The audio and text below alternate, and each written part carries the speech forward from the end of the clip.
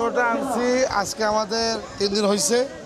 তো আমাদের এই বাজারে ঢাকা তেজগাঁ পলিটার হাট, এই হাটে আমাদের 2টা বড় গরু আসছে। একটা হচ্ছে হামজা, একটা হচ্ছে রুস্তম। হামজার ওয়েট হচ্ছে 1200 কেজি আর রুস্তমের ওয়েট হচ্ছে 950 কেজি। তো আলহামদুলিল্লাহ আমাদের হামজাটা বিক্রি হয়ে গেছে কিছুক্ষণ আগে।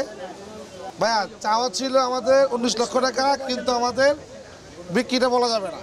আমি গতকালকে একটা কিনছি, আজকে একটা কিনলাম, ভালো আলহামদুলিল্লাহ।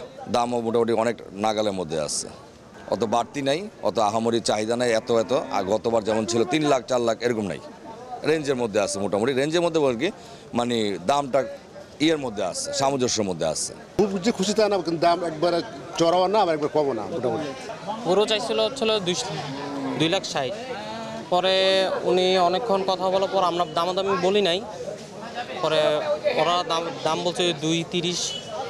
পরে আমরা বললাম 1,80। তো পরে উনি বলল মানে নাই। পরে অনেক কথা আমাকে আসতে বললাম, তো পরে অনেক কথা পর 1,92 হয়েছে। 6টা গরু নিয়েছি, 4টে বিক্রি করছি, আর 2টা গরু আছে। 4টে গরু মোটামুটি আল্লাহর রহমতে ভালো দামে বিক্রি করছি। আমাদের মনের যে আশা ছিল সেভাবে আমরা বিক্রিগুলো করছি।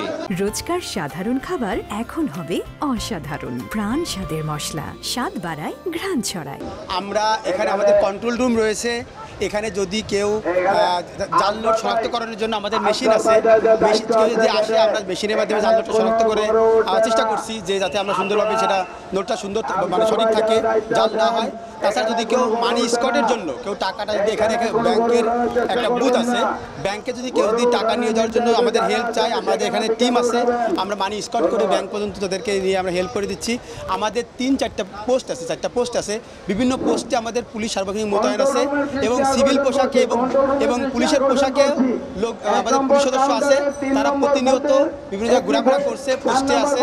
এবং আমরা অন্যান্য যে সকল আইন শৃঙ্খলার যে বিভিন্ন সদস্য আছে, টিম আছে, যে র্যাব আছে বা এসবি আছে, সিটিএসবি লোক আছে, আমরা সামগ্রিকভাবে একসাথে লিয়াজ করে সমন্বয় করে আমরা ডিউটি করে যাচ্ছি। এখানে আইন শৃঙ্খলা পরিস্থিতি স্বাভাবিক আছে, কোনো সমস্যা নেই। যে কোনো প্রয়োজনে বাংলাদেশ পুলিশ তথা তেজগাঁও শিল্পাঞ্চল থানা পুলিশ প্রতিনিয়ত লোকজনকে হেল্প করার জন্য এখানে প্রস্তুত আছে।